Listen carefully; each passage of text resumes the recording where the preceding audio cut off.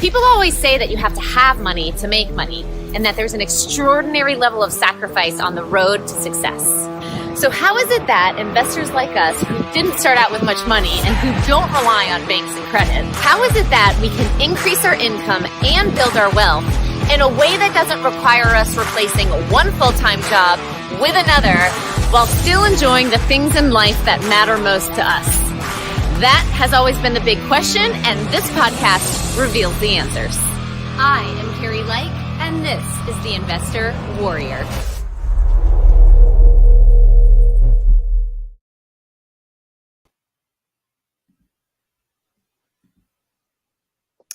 Hey guys, and welcome to today's live stream. We have Alexandra on the show today, and I'm going to let Danielle introduce you guys to Alexandra. But first, I'm going to introduce you to my newest co-host, which I'm super excited about, Danielle Orville. And as we continue our series on women in investing, I would like to introduce Danielle because she's going to be on the show more often, which I'm really excited about. And what perfect timing to have Danielle on the show, because we are talking about women in particular in investing. So Danielle used to be a teacher. She is an entrepreneur and a real estate professional now. So teacher turned real estate. Yeah. And she has taken our company, Sherpa Companies, by storm, and she is pushing us to a whole new level. So the one and only Danielle Orville. Thank you, Carrie. So excited to be here today. This is fantastic, and to be in your company and Alexandra's. That being said, before I introduce our guest today, for those of you who may not already know, I am going to introduce the venerable Carrie Lake. Venerable. Venerable. She is the founder and host of this podcast, The Investment Warrior, real estate investment coach, investor of over 200 property acquisitions and transactions, all without the use of banks, credits, and very little capital out of pocket. In fact, her old real estate coach was famous for saying that Carrie has done more deals with a baby on her hip than most people do in their entire lives. So with the Women in Investing series, I am proud to introduce Alexandra Haider, who throughout Alexandra's real estate career, she has helped hundreds of clients buy and sell homes, multifamily properties, and commercial buildings, managing many projects throughout the construction process, acquiring a substantial portfolio herself, over 200 doors, expanding throughout the Midwest, consisting of houses, apartments, commercial buildings, and strip malls. Alexandra understands the challenges that tenants and investors and landlords face, priding herself in deal structuring and finding a way to find a win-win situation for buyers, sellers, tenants, and landlords. Please welcome Alexandra Haider. Hello. We're so excited to have you on the show, Alexandra. And I just want to add to your bio that the first time I met Alexandra was at a real estate event out in Tucson. And we do this little game where we get to know people. And so there will be like 5 or 6 people up in front of the audience, and someone pulls something out of a hat that we wrote down about ourselves. And so you have to guess who it is that the person is talking about. So let's say I wrote down something crazy, like something I've done before, and then I get up in front of the audience with like 4 other people, and the audience has to guess who it is that we're talking about. And Alexandra is so crazy. Her thing was that she ran with the bulls in Spain one year, and the way that she was describing her experience was like, yeah, it was like running from the bulls, and then someone like died, and we were climbing up a wall, and then we got like out of the way of the bulls, and it was so fun. And I was like, oh my God, I really like this girl. Yeah, thanks. I'm a nut. That was actually probably the most exciting thing I've ever done in my life. It was really awesome. Running with the bulls? Yes. It was, I mean, I would totally do it again in a heartbeat. Yes. Wow. What even made you go there and do that? So I was backpacking through Europe for a summer. And so we kind of just like got tickets there and back, and then we didn't know what we were going to do.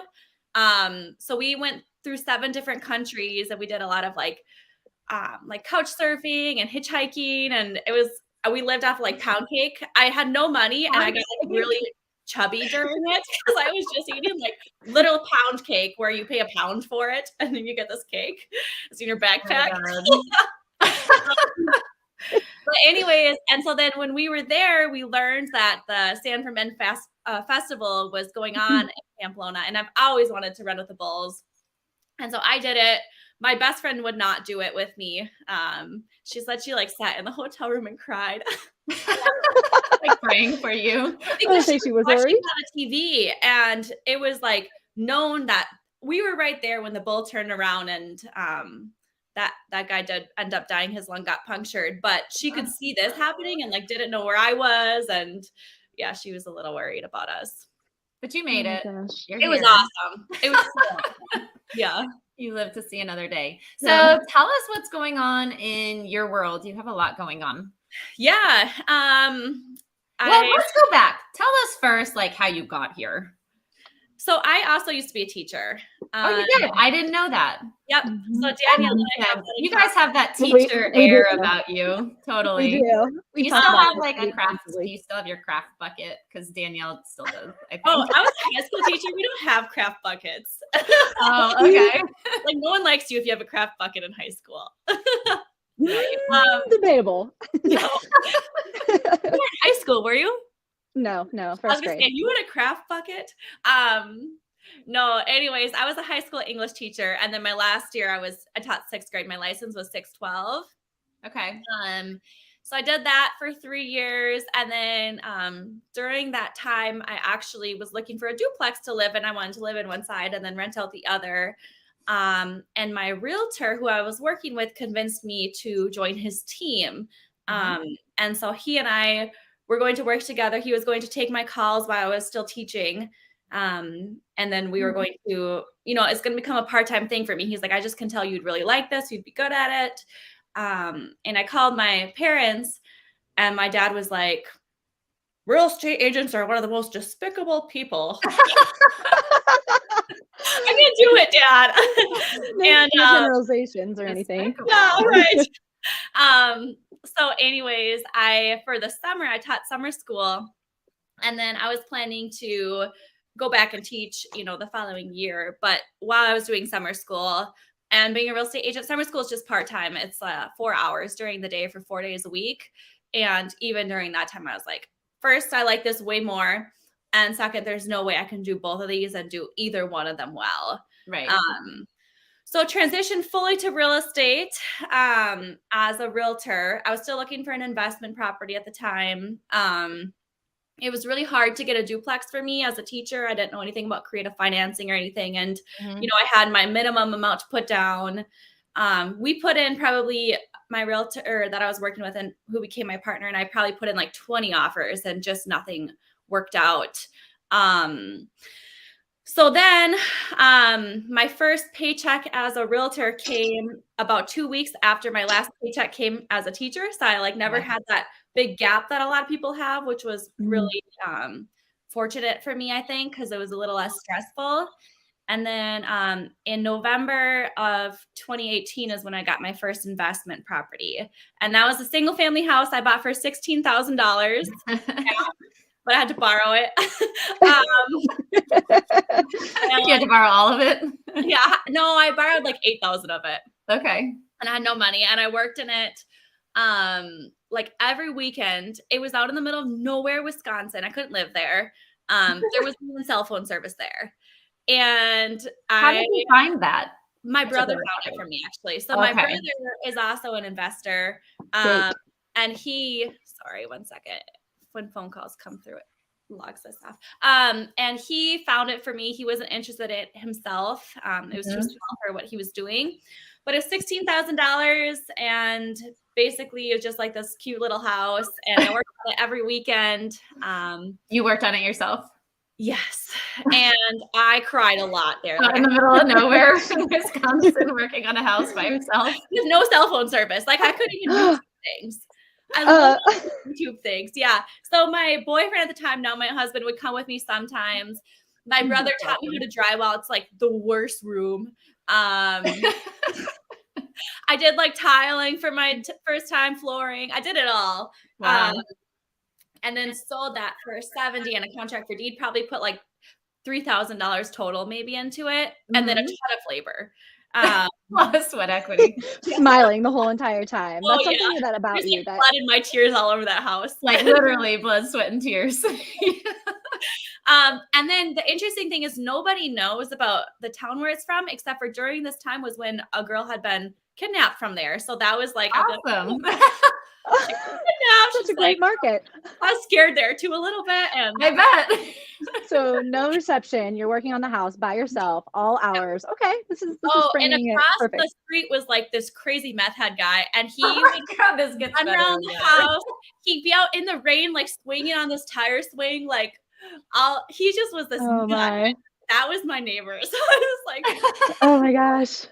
yeah. So anyways, sold that. And then my first couple acquisitions after that were all creative financing. And so my next house I bought was we call it the Cat Pee house.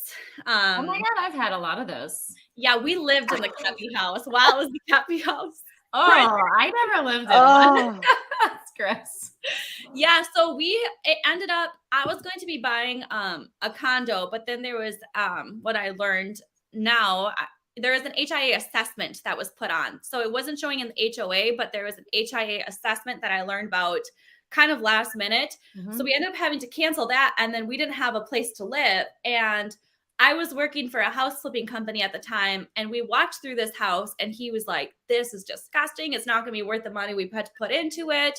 The tenant, there's like holes through all the walls, blood everywhere, cat pee. Yeah. Literally the upper floor was like litter covered floor. And this is your second this is your second one, right? Because you had second sold. one. Okay. Yeah. Okay. And You found this one through the house flipping company? I was going to be the realtor for it. So my job Okay. at the time had become, I was kind of working with somebody, and I was what was called an asset manager. So I would find these deals. I would kind of know how much it would cost to renovate them, and then oversee the construction process. And then I would list them again. So for this house, when we walked through, if he was hiring it out, it wouldn't have made sense. So I convinced him to sell it to me on a contract for deed.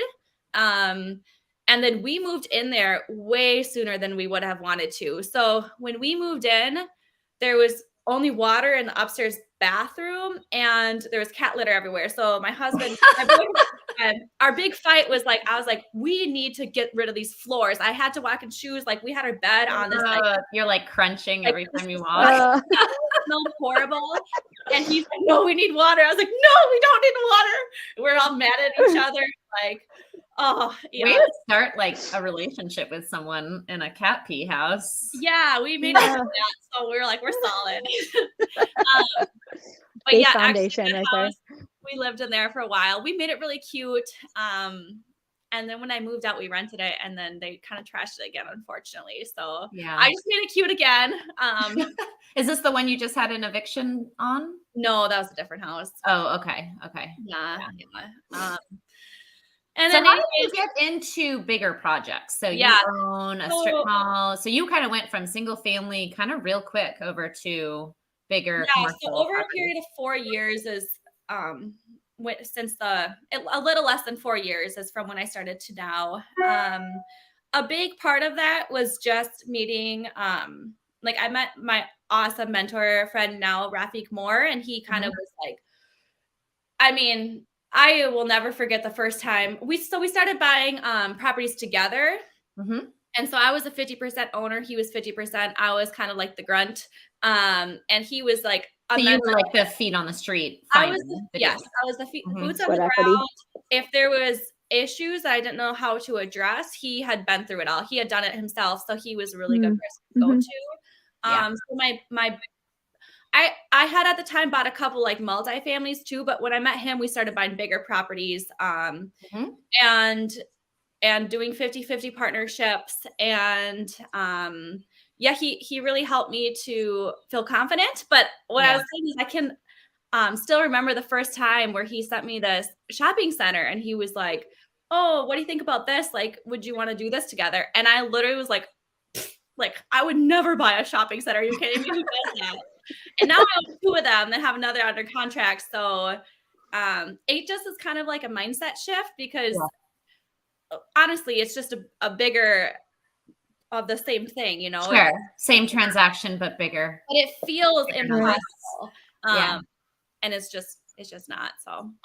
And so do you think that that impossible feeling gets in your head and all of us as individuals just because it's something that we've never done before and it seems like such a big feat? Because you talked about like the structuring it and the funding it and the finding it, so it's like all those pieces, but then why do we get in our own way?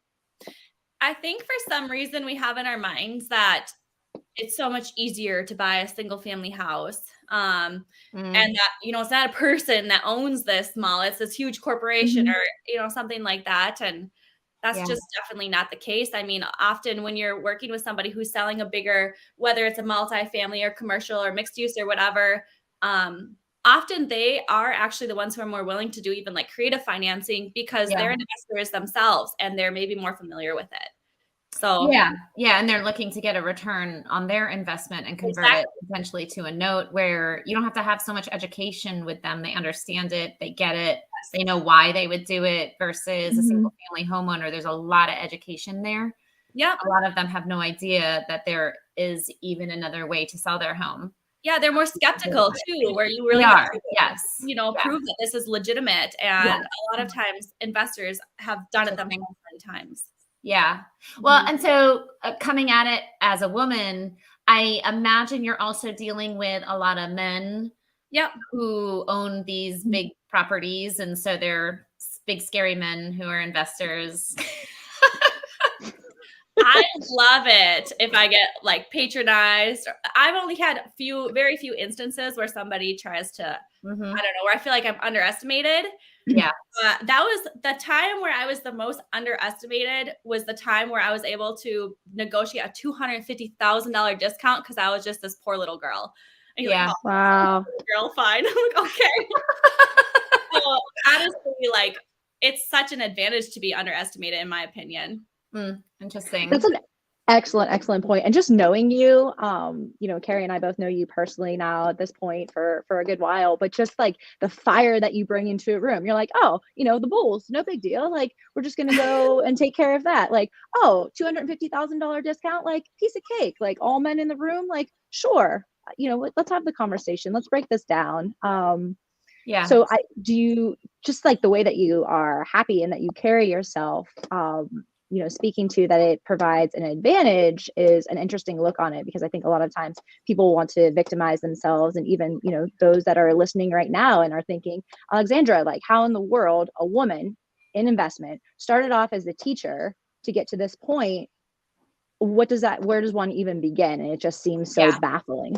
And again, you still have that like very teacher air about you. Like you don't seem like the big, powerful investor on the surface. Like if anyone meets you, oh, she's super sweet and cute. And of course she used to be a teacher, and oh my God, you're an investor too. Yeah. The interesting thing is when I actually joined my first brokerage at Coldwell, I remember the broker told me that a lot of her best agents came from being teachers, because we're used to working very hard and it's long hours, but the financial reward is not there. And so you put in those same hours and the same dedication, and then, you know, financially it's just different. Yeah. Well, I was actually, and I was talking to, I'm part of the PTA at our, our boys' school. And so we had a PTA event the other day, and I was talking to one of the moms who is a teacher, and she's thinking about going into a business of her own after 20 years of teaching. And we were talking about how when you are a teacher for that long, you have to learn the psychology of children. And you're dealing with a lot of challenges within the classroom that you teach. And there's so much that you can learn from kids that carries over into starting your own business and working with adults. I totally agree with that. Well, and to second that, you know, when you started off in retail and the single family, you know, working with those sellers and those owners, having to spend a greater majority of your time educating them. Carrie, I think even to your point, you know, you got to walk them through the process, talk to them about it. So where we find that maybe that's what we're best at in your scenario, and even yours, Carrie, like being able to speak to the deals and the process Yeah. and making sure that you're taken care of, walking you through it, Yeah.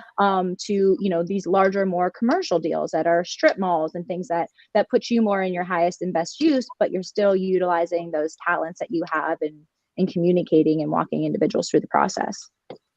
Yeah, that is interesting that you do have that education piece too that has probably carried over and really served you, because I felt that way too when I went from the medical field to real estate. In the medical field, you're having to educate your patients, and you have to educate them without using medical jargon. So we'd Yep. get out of school and we'd have all this technical medical jargon, and now we had to break it down into everyday speech in order for our patients to understand what was going on, why we were giving them the treatment plan, what to expect, like education on what they need to do at home and why. And so when you have that ability to educate someone, it's the same thing in real estate, where we now maybe need to go to a single family homeowner. They don't understand notes. They don't understand creative financing. We can get real technical with them, but we have to break it down into their language and come from it from their view and be able to educate them in order to get that yes from them.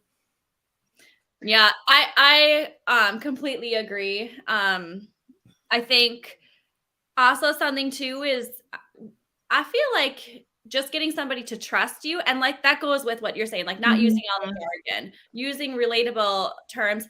For me, I think it's been very helpful for me to be able to say, I've done this myself many times. This is how I purchased my first home, or you know what I mean? Like being able to relate. And also, I was that person who was unable to, I really like working with investors now, but I was really that person who was unable to get an investment property. So I completely understand that side of it too, where you're looking and like, if you don't have 2 years with the tax returns you need, how are you supposed to get something? It has to be a state of non-traditional financing. And when I sell properties, I offer a lot of that as well. That's an option that I always offer. Yeah. So tell us how you are funding these bigger deals, because I think that is one of the biggest concerns going from a small $16,000 deal on a house in the middle of nowhere to you're talking about couple $1 million deals. Yeah. Yep. In 3 years' time. Right. So I'm guessing you didn't like make millions of dollars in 3 years to be able to fund your own deals. Yeah, no, I'm not like buying these deals cash or anything. Yeah. So for example, the most recent deal that I was able to negotiate, and actually this one just fell through, because now of the new, essentially it's no longer going to appraise, just what's going on now. But I will speak to it because I'm really proud of my months of negotiation with this. And it was a really cool opportunity where I met a seller. He actually reached out to me. So, and I'm trying to figure out how he found my information. I've asked him multiple times. He doesn't remember. So I don't know where like that came, how that call came to be. But I own a shopping center close to this other one. So I own a shopping center in Pekin, Illinois. A guy who owns a strip mall in Peoria reached out to me. He's a doctor. He has a ton of investments. And he said, hey, I hear that you're like buying in the area. Would you be interested in mine? Well, he had purchased that about 4 or 5 years ago for $3.1 million.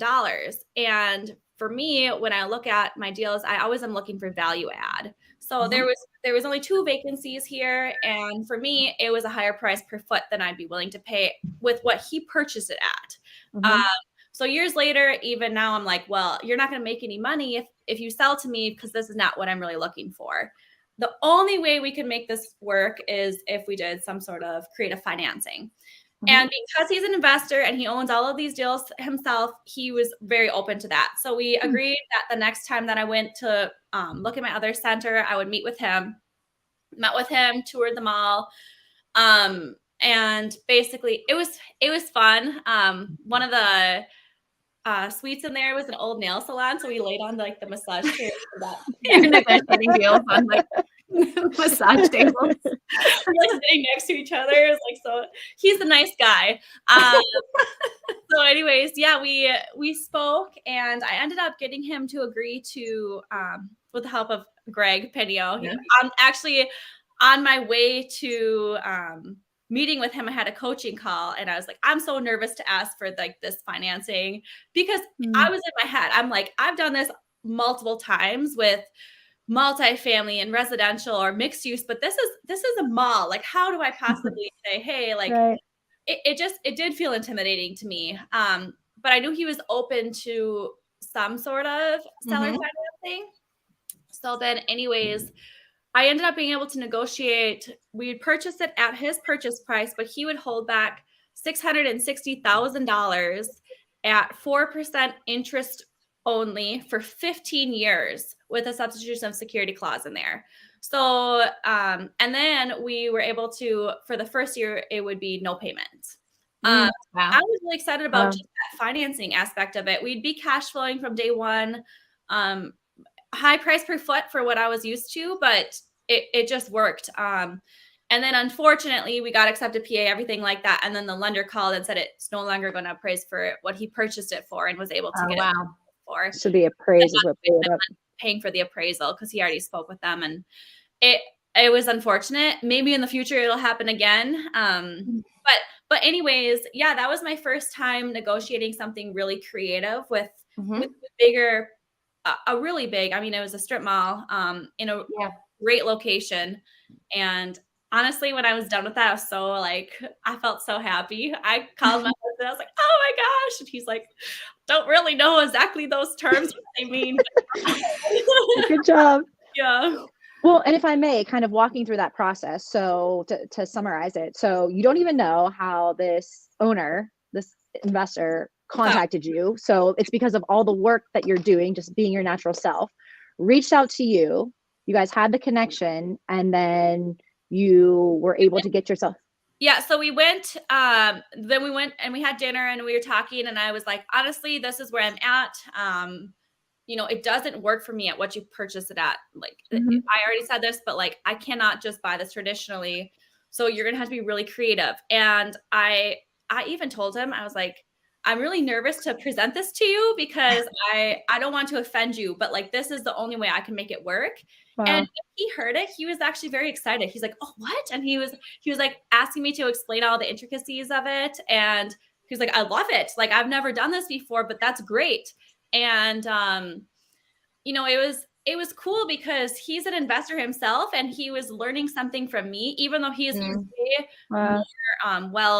he's more experienced than I am. He owns huge hotels and he's very experienced. But it was something new that he learned, and he was very excited about it. And he could tell that I was excited too. I think he liked that.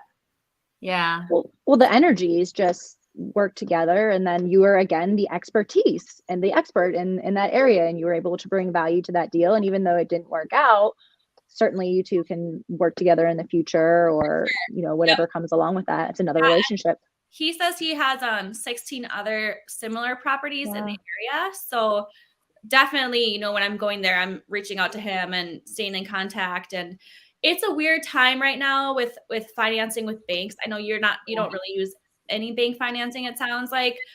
I typically do have, I'm working on it, but usually I have like 75% of my deals bank finance, not always. And just right now things are really complicated with that. Wow. Yeah. Well, and this is the perfect opportunity now to start raising private funds. Yep. Which is what we do also, because I mean, there's a lot of people out there that do have cash that are afraid to invest it in the stock market. They're afraid to invest it in real estate because they don't have the experience. And so it's just sitting there. So this would be a great opportunity for you to start raising more private capital. I typically raise my down payment. I'm typically not putting any money into these. I have like 4 or 5 different people who are private investors for me. And then we also work with a bank, Pine Financial, and they do really creative deals. You know, if they can close quickly too. You know, sometimes you're in a situation where you need way more money than you have really fast. And he's been really good to work with there. So Well, awesome. Well, okay. So some of the things I learned There's What a are some FedEx of the guy at the door. we talk about a lot here. Some of the takeaways I learned. One of the things that I really love that you were just talking about was going into these negotiations and being candid and honest and Mhm. somewhat sometimes vulnerable. I think that that serves its place sometimes with some of these negotiations. And you went in there and were candid about how you felt about it, about even how you felt about presenting the offer. And I think people really appreciate that.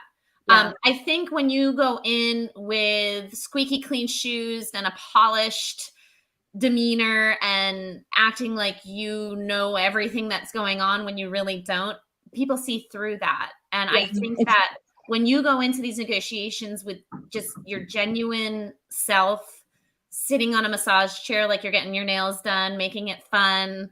By the way, that's a shared experience that you guys had. You Yeah. did something like fun and kind of like out of the ordinary. That So was weird. someone's gonna remember a that. Like, oh story. yeah, the girl who negotiated the deal with me on the massage Mhm. table while we were pretending to get our nails done. Yeah. Yeah.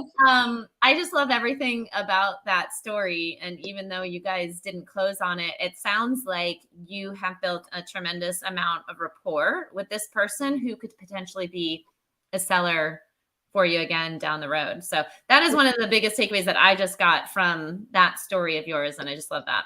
Yeah, and something else too, because we do have our other center about 10 minutes from there. Mhm. If we get leads that won't work for ours, I am like trying to help him with that because he has his vacancies, like I Yeah. want to stay familiarized with him and stay in contact with him. And even though I'm not maybe going to be able to, because he buys his properties at a higher price per foot than I am. And so I think across the board, it's going to be maybe this issue right now. But I mean, that deal would have worked all day if we could get it to appraise what it was going to, Yeah. what it appraised for 5 years ago. Yeah. And I was very excited about it. So I think just staying in touch with him and I like him too. Like he's cool. I can learn a lot from him. He likes to, you can tell he has that, like he likes to teach Yeah. people. You can tell he enjoys that. Mhm. So Yeah. definitely want to keep in touch there too. Well, and my takeaways also on that, if I may add to it, is every deal is going to look a little bit different, but the things that are going to be consistent are the rapport building, the relationships, and who you are as an individual. It's coming from an integrous place, and you proved that, and he did too. And this is what's made it unique, and that's why, again, in 3 years span of time, 4 years span of time, you have the success that you do. So congratulations! Yeah. Thanks for Thank sharing you. your story with us. Yeah, I think when I first started, I was nervous to maybe be myself because I think it feels almost unprofessional. But now I bring my dog with me. I have Rocky there. Like I'm not. I just am who I am, and I think most people are open to it. And Sure. I think it helps people to feel more. They feel more comfortable around you when they Yeah. can Less guarded. trying to be Mhm. like Right. super pretentious because I'm not like, I don't know, most people who I'm working with, a lot of these people that own these shopping centers are much more experienced than me anyways. So like, why would I try to act like I'm some big shot when they're like, everyone's going to see through that. So I'm just going to be me. Right. Yeah. Yeah. Right. Well, we were talking about that this morning, about how, the corporate structure, how it can be so rigid and where you feel like you have to follow a certain line when you're just being yourself, you are more successful. The people that you're working with are more comfortable, and it just allows things to happen organically. Yep. Yeah. I mean, I find second, third time I meet people, they always have their dogs too. Like, So you're a real person. I'm a real person. Let's be friends. yeah. Our dogs can be friends too. So no, I've had so much fun with this career. And there's so many awesome people in it, right? Not Yeah. many people start Right. just doing this. Not many people start right out of high school. Yeah. They start buying investments. Yeah. Most of us So have transitioned from something else. And Yeah. I think when you are used to, I mean, as a teacher, you have your 30-minute lunch break. And I remember in my first Right. year when I could like just go and eat lunch, whatever. And I was like, this feels weird. I'm like, Yeah. I'm an adult now, right? My own rules here. And it was just, it's a great feeling, and I really do love what I do. So It's cool. It's fun for me. Yeah, I love it, and I can see that. Well, thanks so Absolutely. much, Alex. Where can people find you or connect with you? Where's the best place to do that if they want to connect, have questions? Email would probably be best. So want me to just tell you my email? Yeah, I'll throw it up here on the banner here. Okay, what's your email? So it's Alexandra at financiallyfreellc.org. And Alexandra, you are in Minnesota, correct? That's home base? Yep. Okay. But I invest in Wisconsin, Minnesota, Illinois, and Iowa. Okay. And I would love to get a property in Florida. We can help you with that. I know some people I in want to Florida. live there in February. I think I would love that. Let's start looking for one to partner on, because we're actually getting really active in looking for bigger projects, bigger multifamily projects. We bought the commercial office building a few months ago that we are heavily into the renovation with, and I think that should be finishing up at the end of the year.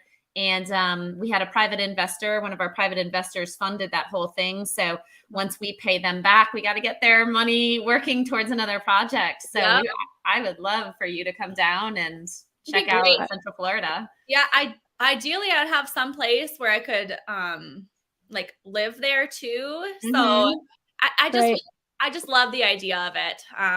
Yeah, well, you're in Minnesota, right? So you probably need a reprieve from the snow once in a while. We've been laying groundwork on this, Carrie. Absolutely.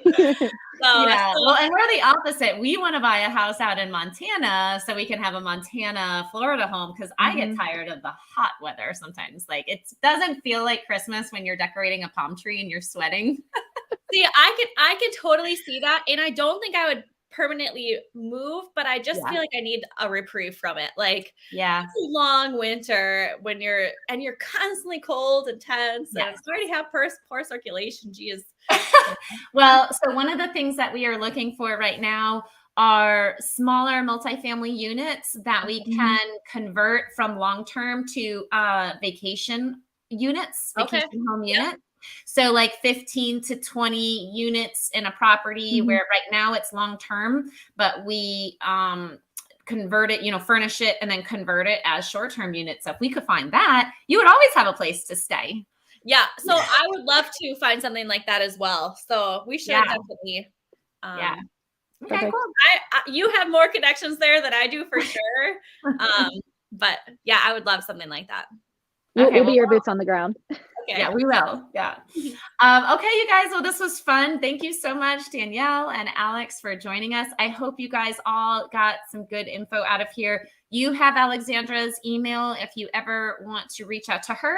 And of course, you can reach out to Carrie at theinvestorwarrior.com if you want to be on the show, or you want to just reach out and pick our brain, or I don't know, whatever. You just want to connect. So thanks again, you guys. Thanks, Alex. Thanks, Danielle. Thanks for having me. Thanks, Carrie. Thanks, all right, remember, you guys, you're only one deal away. Take care, and we'll see you on the